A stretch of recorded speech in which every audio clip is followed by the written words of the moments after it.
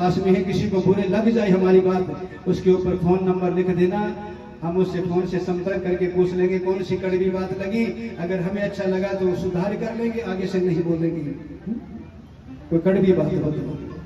पर इस भारत देश के अंदर ये है ना, अपनी बेटियों को जन्म देना इसलिए नहीं चाहते हैं कि 20-25 वर्ष तक हम उसका इंतजार करते हैं, बड़ी होगी विवाह करेंगे, और विवाह का समय आया और माता पिता को धोखा दे करके, भाई को धोखा दे करके पर पुरुष का संग कर लेती है। अगर हम घर छोड़ करके चली जाती है ना, तो पता है आपको दशा क्या हो रही है, सब जानते हैं। जितने बैठे हैं ना, जो बेटियां घर से भाग करके जाती है उनकी दशा क्या होती है, ये सब जानते हैं। जितने बैठे जानते हो कि नहीं जानते?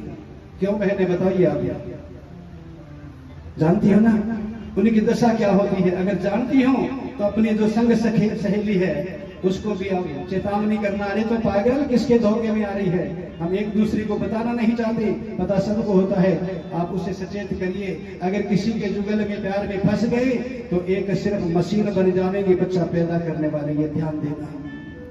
खाने के लिए तुम्हें भोजन नहीं मिलेगा, भोजन की जगह पता है तुम्हें क्या मिलेगा? रसोई घर में। पता है जी, हमारे घर में तो मालपुआ बनती है और जिसके साथ हम तोड़ करके चली जाती है ना, उसकी रसोई में क्या बना है, जो वस्तु आज तक हमने नहीं देखी वो हमें खानी पड़ेगी वहां पर। इसलिए हाथ जोड़ करके प्रार्थना है, अपने माता पिता को धोखा मत देना। जिस माँ ने खून से सींच करके 9 महीने तक और तुम्हें गर्भ में रखा, प्रेम पिला करके तुम्हें बड़ा किया, और आज जब समय आया है खुशी मनाने का और तुम पर पुरुष का संग करके तोड़ जाती हो, तो वो माँ जीवित रहते रहते मर जाती है। अपने माता पिता को धोखा मत देना मेरे प्यारे हैं, चाहे वो बेटा है चाहे बेटी है। इसलिए आग्रह यही करूंगा, इस कृष्ण और राम के चरित्र को सुन करके अपने जीवन के अंदर उतार लेना।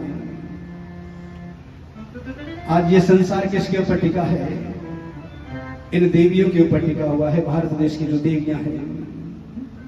और दूसरा, ये जो बेटी है ना, ये बेटी हमारे जो घर में माता पिता है ना, सबसे कमजोर नब्ज जो है ना, ये बेटी है उसकी।